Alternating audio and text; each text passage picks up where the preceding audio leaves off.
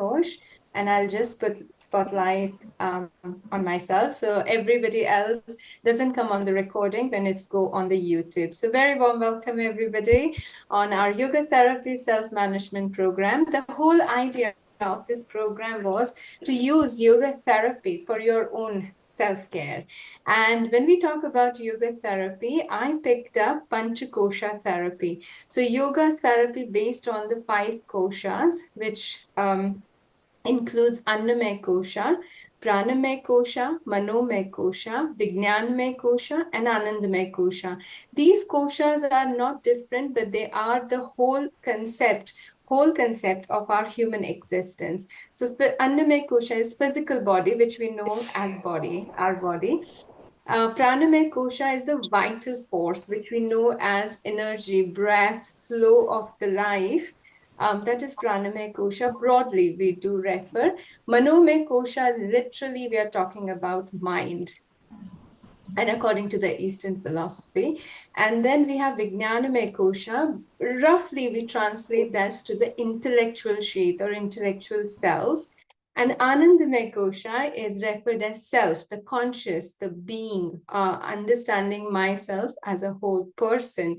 So all of that collectively, they are not separate. Even though when we are talking about understanding and dealing with this separately, we do divide them into 5 koshas, but collectively, I'm talking about us, me, myself. So I'm collection of all together. Now, they're inseparable. So we know that because we understand psychosomatic illnesses. So we know that something triggers in the mind does trigger in the body. And a lot of psychosomatic elements, conditions, is relating to the mind and the stress. So when we understand this psychosomatic concept, and it's not new for Eastern philosophy as well, Yoga Vasisht talks about that as Adi and Vyadhi. So completely based on that philosophy and based on that understanding, yoga therapy treats and heals as a whole person. So it never includes one part of the existence, which is just the body, but it incorporates all 5 koshas and the practices of koshas. So for example, I am struggling with diabetes and I want yoga therapy to heal me. So now we won't be just talking about what asanas or exercise to do for diabetes, but as a therapist, even for my self-care, we will be looking at for Annamaya Kosha, for the physical body, we will be taking care of making a plan for our diet. Not only what to eat, we all know what to eat. How to eat is the question here. So how to connect brain gut axis, which we talked about in our 2nd week. You all have recording to go back. But I majorly talked about how to eat, how to make sure the body not only digests, but consume what we have eaten. So it gets the full benefit. And also everything doesn't remain in the bloodstream, which is a major concern in diabetes. So the food is major component of our Annamaya Kosha therapy. Then comes our exercise. So the exercise, again, we did talk about not only what to do, but how to do. So incorporating the physical movement with the movement of the breath and also focusing with the mind. So, if you have pain and you want to release, or if you have any discomfort you want to release, with a simple exercise, you can do all by yourself. These practices, when we talked about for the physical body, and then we did talked about cleansing exercises. So anything to remove from the body toxins. So Shatkarma we talk about in yoga, and we also talk about Panchakarma in Ayurveda. These are practices to cleanse the toxins from the body, and very simple thing to do is daily routine, circadian rhythm, what we talked about in the 2nd week. So we all can go back on recording, but this is what incorporating for diabetes. So when to eat, how to eat, what food, again, making a plan with appetite, hunger, circadian rhythm to focus. Also, exercise plan. 15-20 minutes in one go is also fine, but then also making sure that you do take care of all the symptoms and choosing the correct asanas, postures, exercises into all of that. Then in Pranamaya Kosha, we also pick up the breath work and pranayam. Common mistakes we did talk about last week, that we jump onto pranayam without cleansing the nadis and chakras to focus on. So important part here is again how to do it. Not just controlling or holding your breath and releasing, or fast breathing is not going to help anyway, because we need to make sure nadis are clean, they are balanced, and they are opened. If they are open, the prana flow will heal in itself, not only in the body but also in mind. Also, we pick and choose practices from the Manomaya Kosha. Now here we got to figure out that what is triggering diabetes, or what actually triggered at very first my diabetes. So Manomaya Kosha practices will plan and focus around how to address. So for instance, mine was grief. So I have to manage my grief, even though it's long back happened, but the impact, the grief keeps changing over time if we don't address it on time. So it becomes a complex grief. And if it's a trauma attached, it becomes over the time post-traumatic stress disorder. So depending how this initial challenge of the mind has turned into what now, we got to reverse that. And reversal is, again, it's very much feasible and possible if we take care of the whole care approaches. It is also very much feasible and if proven effective even in the Western medicine, but matter of finding what is the root cause in the mind. So today we are going to talk about the mind and the practices of the mind. Now, coming back and taking a short pause and just quickly, again, asking, you don't have to speak or you don't have to share any specific, you can just write it in the chat box. Whatever clinical symptoms or whatever clinical condition you all might be having, it could be more than one clinical condition you may have. So like hypertension with diabetes or arthritis or autoimmune disorder of any kind, heart condition, 1, 2, or 3, or more than that, if you have multimorbidities. Regardless, I want to know your mental health symptoms. So if I quickly ask again, you don't have to speak, just write it in the chat box, or you can write directly to me so you don't want to share with everybody else.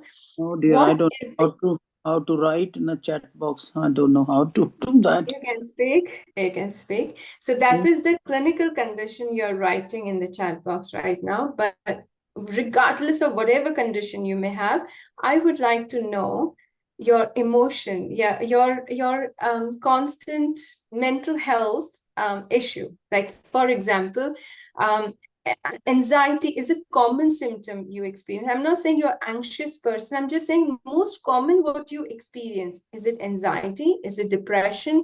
Is it the panic or worry cycle is the common thing you experience? Or anger? A strong emotion also could be part of the Manomaya Kosha. So what is a common emotion? What is a common mental health, mental mind expression you do feel? So if you can write it or speak, it would be wonderful for me, and I can correlate with all of that. None of your clinical condition is free from the mind. Each one of us do struggle something. It is again very interrelated. It is hard to say whether the clinical condition has triggered the mind to have all these symptoms, or actually the mind triggers the body. They are vice versa, go hand in hand. But regardless, it is impossible to manage any of those clinical conditions without managing these mental symptoms. This is where the psychosomatic medicine comes into the picture, because it manages the mind first to reduce the burden on the body. And we also know from Yoga Vasishtha, which we discussed already a few times now, that any stress or agitation or worries in the mind goes to the prana, disturbs the prana, which you see as a symptoms of indigestion, overdigestion, or digestive discomfort, and then you feel all the symptoms coming into the body, like pain. So thank you for sharing. So please keep writing. And yes, so I just want you to understand that when we start writing, when we start sharing, we start to connect the dots, and you do realize that what I'm saying is correct. None of us will going to have a clinical condition without mind getting associated. And if that's the case, Manomaya Kosha healing, the recovery, the treatments, the therapy part is the most essential, because mind is the one which is pushing all the stress responses in the body. And then body triggers. Body doesn't trigger on its own. So I'm very relaxed and calm person.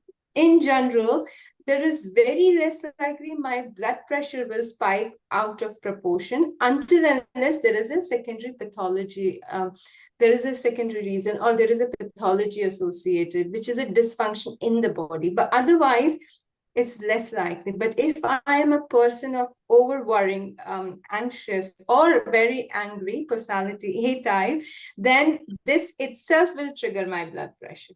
So we know it's a direct relation. With any clinical condition, whatever goes in the mind, this is what the mind does experience, and the body does go hand in hand with it. There is a long back history, or there is current. So initially, Manomaya Kosha, or the mind, actually had something else.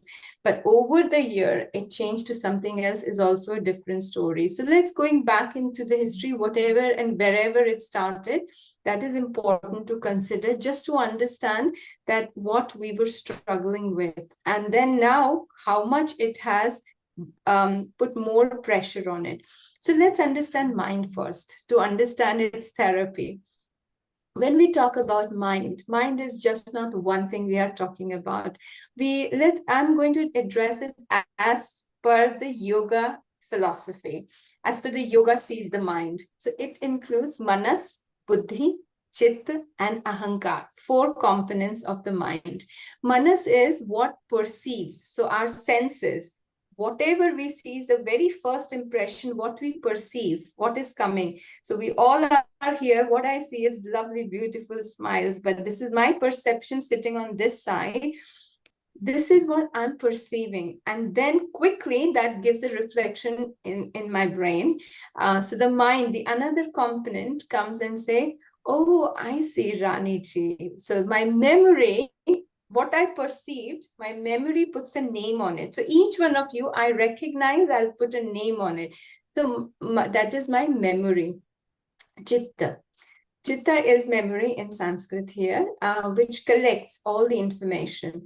And then we have buddhi. Then my intellect will connect the dots and say, I like this person, I know. So right and wrong, or what my the whole experience around that person or situation is, and I will pick and choose analysis, which will start to happen. That is buddhi. The analytic skills will come into the picture.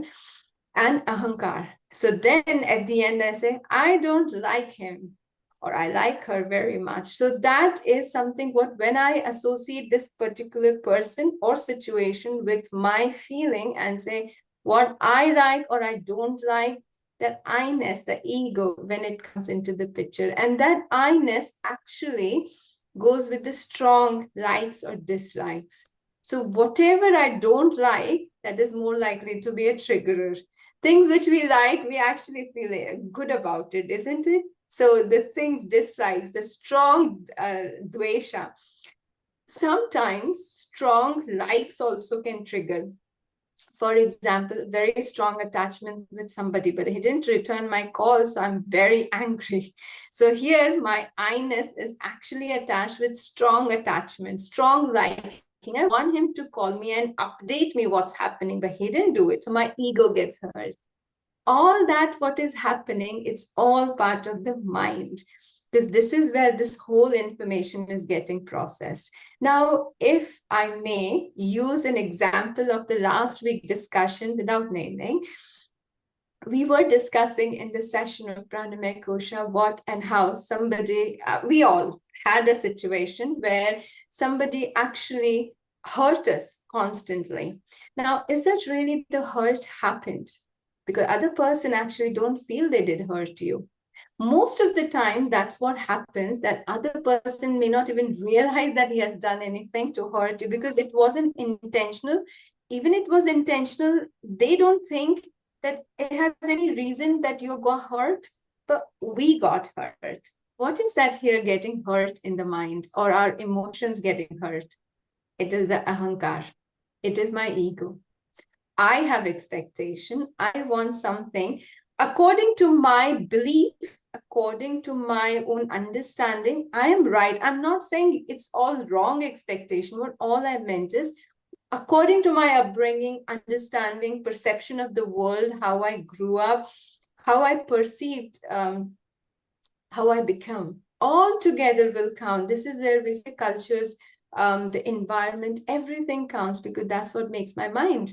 So when that expectation, I'm right, I'm bound to expect, because I'm, let's say, parent. And in India, kids are bound to tell parents. So according to me, my expectations are right. Kids are disobedient. But if he's a British boy, for him, it's a complete different world. So from his perspective, he's growing up, he's having perceiving different world. His understanding of the world is very different than mine.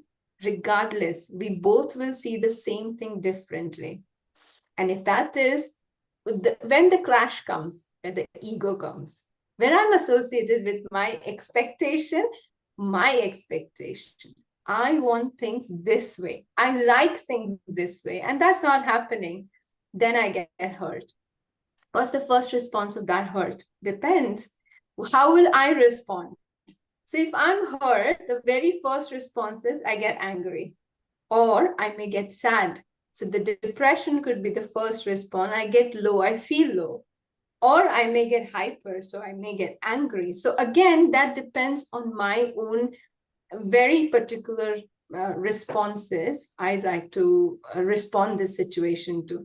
But regardless, this is something triggered. Something started the ball rolling. Now that won't stop. That will never stop. You want a closure, you want an answer, and even after that, you will save a memory. This happened. So the next time similar thing starts to happen, you already start the ball rolling. Without you knowing, the ball starts to roll, because you have a memory of this past incidents. So before actually something happening, for example, I had a car accident few years back, and I wasn't driving. I was on the passenger seat, and I wasn't very well, so I slept. So I had vague memory, because I was half conscious, half in sleep. I had high fever, but then the car crashed all the way from the flyover and fell down. What all I remember is it was the speed. I didn't see anything. What all my mind and the memory had is the trauma and the speed. After many years, and the dark, because it was nighttime and my eyes were shut. So all I remember is dark, speed, and the road, the roadside. Now, after few years, until few years later, I could not drive in the dark and on the motorway. I was so scared. I had this heart pounding. I had panic attacks. I would never drive in the night, and especially more than not even the roadside or in our areas, but motorway was a dream. I never thought I would go again, until I actually started to do the neuroplasticity for my own. But this is what my memory had. Even though I haven't witnessed fully with my open eyes, still the memory had. And what all it collected, it saved it. Now, if this is not a car accident or something in the world outside, maybe imagine the same situation with someone loved one. And I had a clash with him rather than a crash, an argument. And every time that leads to an argument, every time what my memory is saving, the same thing. His expression, his response, the moment he walks in, the moment he starts to express, my memory clicks in, there has to be an argument.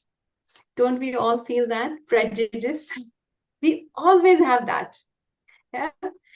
All of us have a memories attached with each other also. Now, few times, again, there's nothing wrong here. There's no critics. Just again, no matter, I exactly know sometimes that where this discussion is going to lead. Because I know some of the discussion, always lead on those directions. Same thing with our relationship, people around, we exactly know where this is going. Even looking at the face, we can say melodrama going to start, something going to happen. Yeah. Why we do feel that? And we don't even think about that. We start feeling butterflies in our stomach. You do start feeling? And why does that happen? Because mind perceived, memory had a collection, it quickly will bring in and said, danger coming, something happening. And you remember last time what happened? It was a terrible argument. It took 2 days. I had migraine. So all that will come back in a very quick fraction of the time. And the next thing you know, already body is responding. This is the stress response. Body is bound to respond. It already has taken off on the flight and flight response. It wants you to get away from the situation. Now, here, there is no situation. The person hasn't responded yet.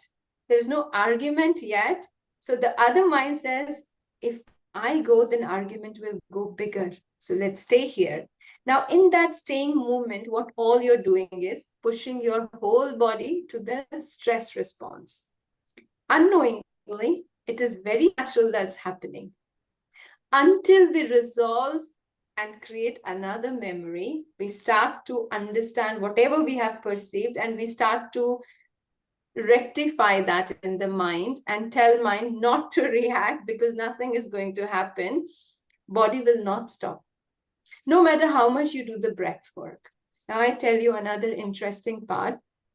When the stress response triggers, no breath work, no meditation, no relaxation will help. Nothing will help.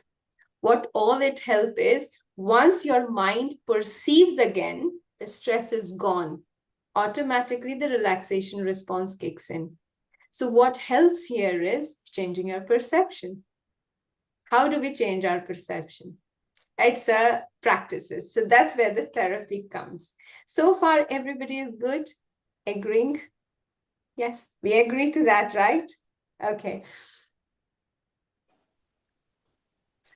We do, when we are talking about conditions like surgery, again, I'll come back on the medical conditions. So if it's a surgery, infection, if it's accident, which is, again, nothing to do with mind. But after that, even the recovery, the mind plays an important role. So the fear, anxiety, worry, disability, discomfort, and your social health all together, that will come later on. So mind wasn't first responsible for whatever has happened, but later on mind will get associated, and now it will trigger whatever is happening now, because recovery is also very important. Sorry, I'm just going through the comments in the chat box. So there are situations we can talk about specifics when I stop the recording. I would like to hear more. Some of your comments I just can't read and answer. I would like to hear. So I will, then I stop the recording, we'll come back on that. So again, coming back to Manas, Buddhi, Chitta, Ahankar. We got to work with all four. Now use your best tool. However you want to use your best tool to use in your therapy. Whatever we are dealing with, we got to use these four together, and making sure that mind actually doesn't respond to the stress, which is not real. Now, when I say stress not real, most of the time it's in the mind, relating to our own expectation, emotions, past memories, perception, understanding, sometimes the misunderstandings, all of that together, that is still in the mind. Actually, the other person's situation or the whole scenario has nothing to do with your understanding the stress response. They are not actually the triggerer. And at times, when Advaita talks about it, it's literally said, whatever you see in the mind, it's not even real. So in a very quick fraction, it says, the whole world is unreal. Actually, it's not saying the world is unreal or what you're thinking is not real. What all it meant is, it is all in the mind. The whole world we see from our mind. So do you imagine your mind is completely real? Because if it's real, you and I will see the same thing, but we are not seeing the same thing. In the same situation, you will see something different, I'll see something different. I tell you a story and tell you who's the villain. For you and me, villain will be very different, depending who did what. And we will have our own judgments on every situation differently. So the buddhi is different. Our perception is going to be different, bound to be different, because we are different. Manomaya Kosha is never the same. Even if I'm talking about my own child, we don't see the same things. He says completely different for the world. He said, money, everything is important. And I say, nah, the people, the relation, the family, because we are coming from two different worlds, perceiving two different things, important factors. So again, nobody is right and wrong. But if we are talking about same thing, real cannot be changed. Yeah. So the sun is real. It's not changing for you and me. But situations are not real. Nothing is real other than what we all see as one. Now, if that's not real, we can work with that. Can we not? So if I tell you your anxiety, according to, this is logistic explanation. I haven't come on the practice part yet. Logically, if I say, whatever your anxiety, it's not even real. It's not going to affect you. Very quickly, if you think, yeah, it's not real because it only happens this time, and you know the reason why it happens, the anxiety is gone, isn't it? At times, you don't have to deal with it, manage it, or even treat it. You only have to change why is it happening. So if my little one is screaming his lungs out, I don't have to calm him down, relax him. I just have to fix why is he screaming. He wants his phone back. Okay, that's it. I got it. He's quieted now. This is our mind. We most of the time relate our mind to the child, isn't it? So the child or the monkey, whatever we refer our mind. Why? Because this is what it just needs your attention. It just needs you to look into the things which it feels scary for the mind. Once we address that, it's not going to trigger you. Now, I'll come back on the mind to control, to manage. We don't control mind or manage mind. For going into spiritual world, you don't have to control your body, breath, mind, or vijnana. What all you have to do is balance. We cannot control body. We cannot control prana. We can balance them, harmonize them to go upward. When I say upward means going into the mind, and from mind going into the deeper level of consciousness. Whether you say upward, deep inside, all are referring to the same place that you are progressing into your spiritual journey. In all that regard, you don't have to manage, control, or stop. All you have to do is calm, relax, and balance it. We literally have to balance it. We don't have to do anything else.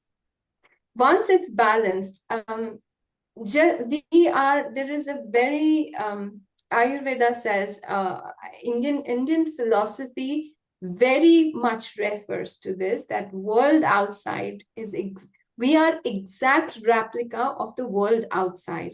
This is where 5 tattvas, which is we have in our body. We say sun and moon we have in our body. We are referring to the mind and body. Whatever you see in the world outside, we are the exact replica. And if that's true, do we control the nature outside? We just balance the nature outside. We don't go against the nature.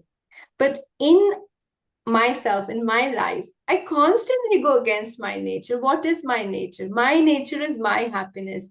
But do I even focus and count my happiness? I constantly go against my nature. So what do you expect when you go against the nature? You expect COVID.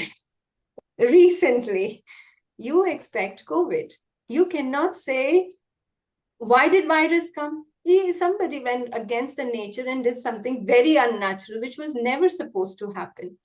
So the animal kingdom must carry this virus. We must not eat those animals to have those transmission into the human race.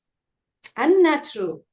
So if HIV is unnatural, all of that disasters is all about going against the nature. And if I go against my nature, what am I expecting? The same, in a different form. I'm expecting illnesses. COVID outside, but inside, I'm expecting autoimmune disorders, psychosomatic disorders. I'm inviting another disaster in my body. If I'm going against my nature, I'm expecting tsunami in my head. Anxiety, panic, whatnot. All that is all about going against the nature. So we balance the nature, we go with the nature. My nature, everybody's nature is being happy. But if we don't do that, we look, what are we taught? I'm not saying we are taught wrong. What are we taught? Look after his happiness.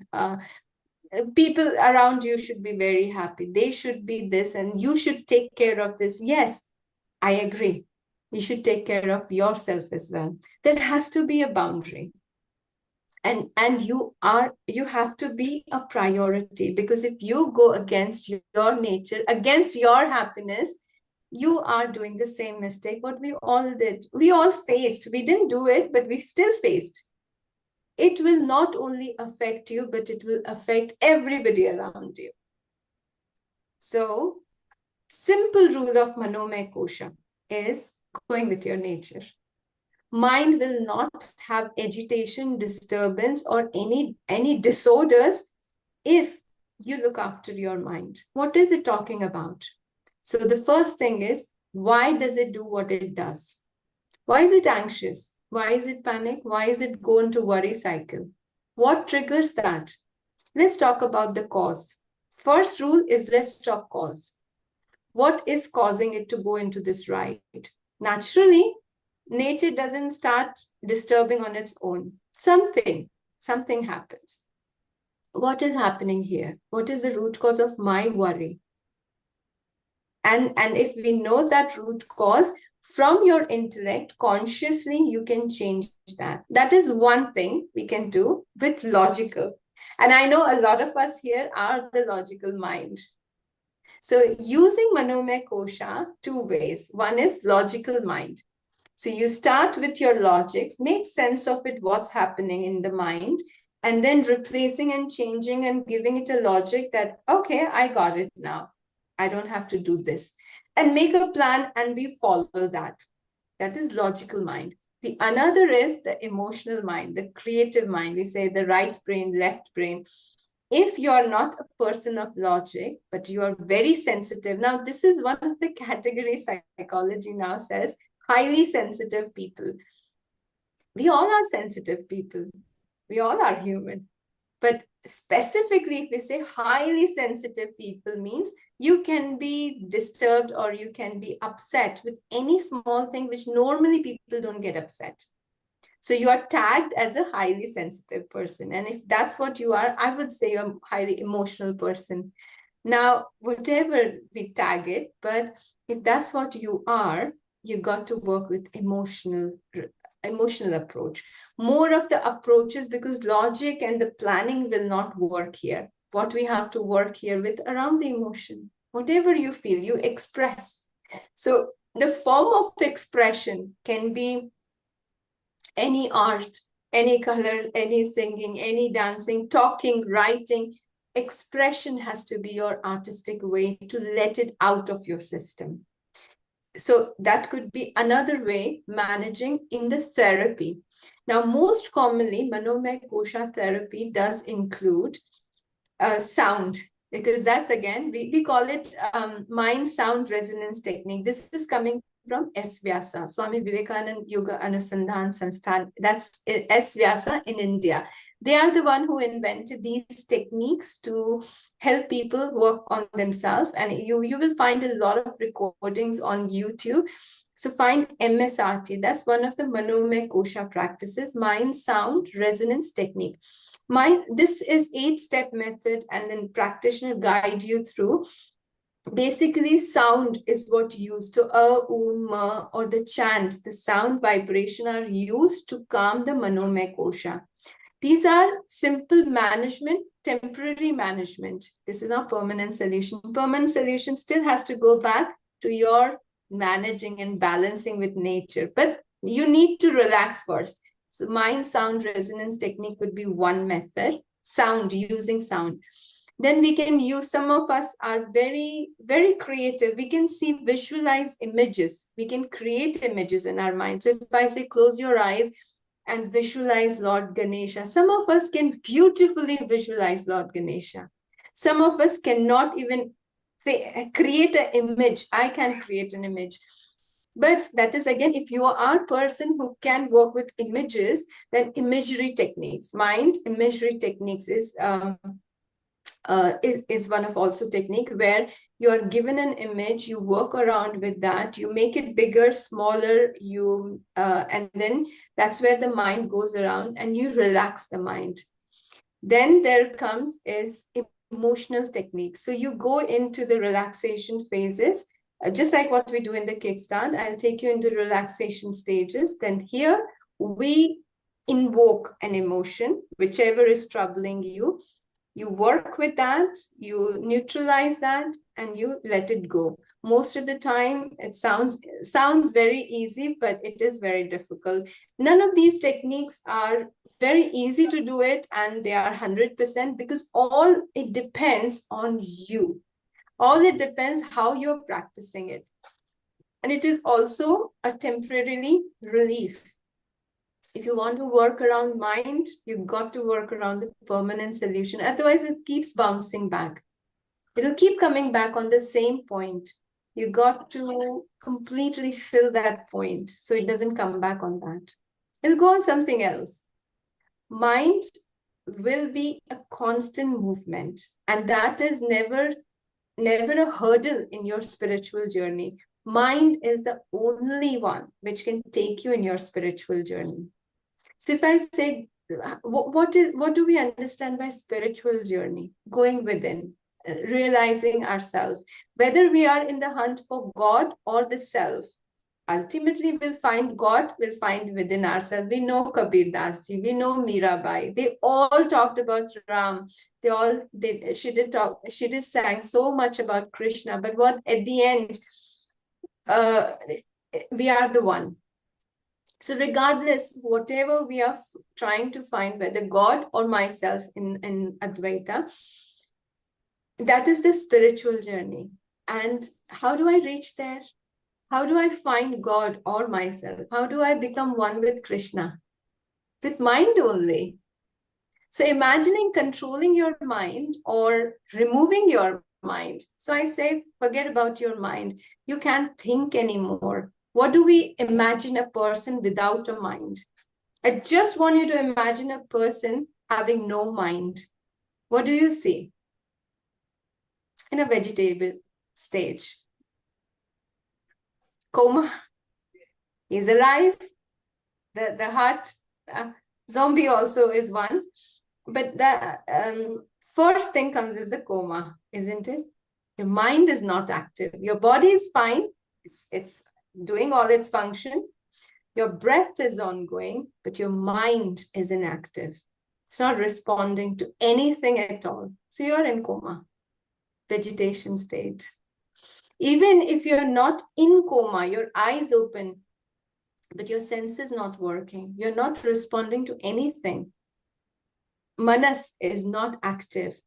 Regardless, whatever you do, you cannot function. Zombie is another good one.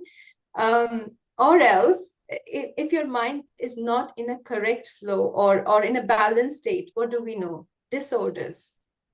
I am hearing I'm hearing schizophrenia or bipolars on the swing. So again, imagine the mind, without a mind, what we are. Without a balanced mind, what we are. We cannot imagine doing anything in the world here, around, or forget about the spiritual world. We are not ready for that journey at all. Even day-to-day living is impossible without mind. If I don't see a stress, even if I don't see a stress, it's constant threat to my life, isn't it? Imagine if I remove my mind, I don't have any stress. What's going to happen? The fire alarm will go and I'm still sitting here. And actually, fire is there and I'm still sitting here because my body is not responding for these responses. I won't go out to save myself. For saving the life, living the life, the mind is required. The beautiful story of Tetri Upanishad, where Bhraguran Varane is talking about Panchakosha, this is where the mind is described, Manomaya Kosha. You cannot imagine, you're still living, you still have life, but without a mind, there's no good use. That is no use at all. So in spiritual journey, we cannot imagine going without mind. Mind is the only one which is taking us. Where are we going? Let me get in the phone. Sorry. Where are we going on our spiritual journey? In the mind levels. There are three, what we say is conscious mind, subconscious mind, and unconscious mind. In yoga philosophy, we also have Jagrat, Swapna, Sushupti, and there is fourth one, we call it Turiya. Now, this is mind I'm talking now. That is the stages of mind. We talked about what all components of the mind, manas, buddhi, chitta, ahankar, what all function mind has different part of the mind does. Now, what stages mind go? So Jagrat stage mind goes when we are fully active, you all are awakened, you all are listening, perceiving, constantly using all the functions of the mind to make sense of it. And then at the end, a very good lecture. I really enjoyed. Or oh, what nonsense. I wasted my time. Whatever end result is, your mind is finally coming out with an outcome and it will start putting things aside. This is conscious stage because you're fully awake, Jagrat Avastha. But then we are tired, we want to sleep, but we don't fall asleep. Lucky us if you go straight to the sleep, deep sleep, but mostly we go into the dream state. You know, we are conscious, but we are not fully conscious. So the dream state, Swapna Avastha, dreaming stages, subconscious mind, what we call it. So here you see things which are not real. A lot of time in the dream, we see we are running after a train and we lost the train, there is a fire and whatnot. And then we get a bad dream, good dream, whatnot dreams. But this is all mind showing it, but you're not conscious. So that makes no sense of it. It's not real actually happening, but mind shows you all those. Subconscious mind, your Swapna Avastha. Then come the Sushupti. Now, Sushupti is an amazing phase where in the deep sleep, we all go in Sushupti every night. We go into deep sleep. Even for hour, two, or few, go into deep sleep. What do we remember about deep sleep? I slept well.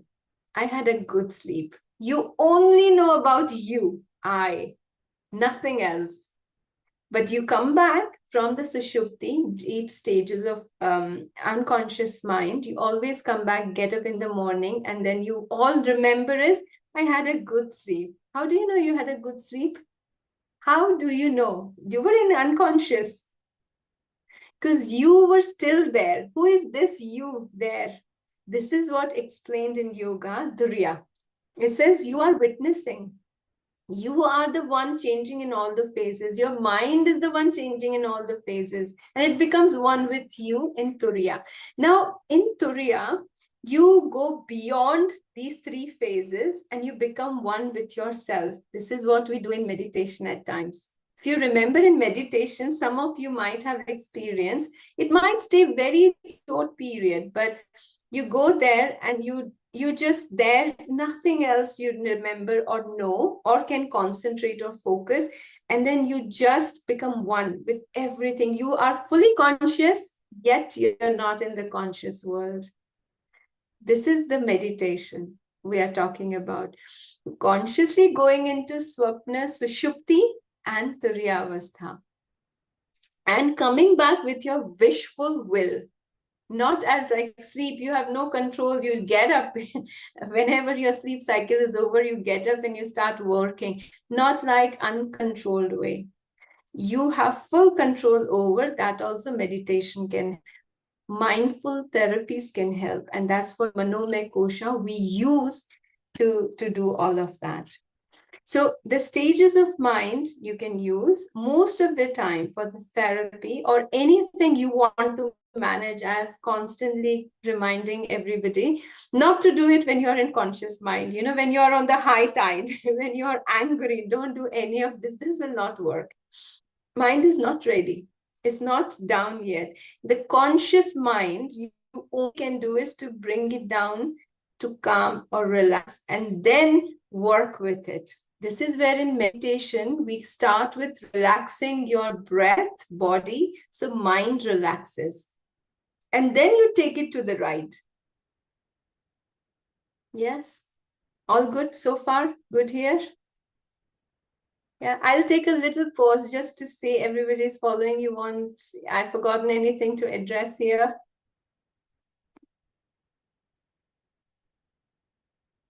Okay, so I will stop the recording here because we have a few minutes left and I would like to know how you are taking Manomaya Kosha and how you would like to use it, all the tools and techniques we are talking about, and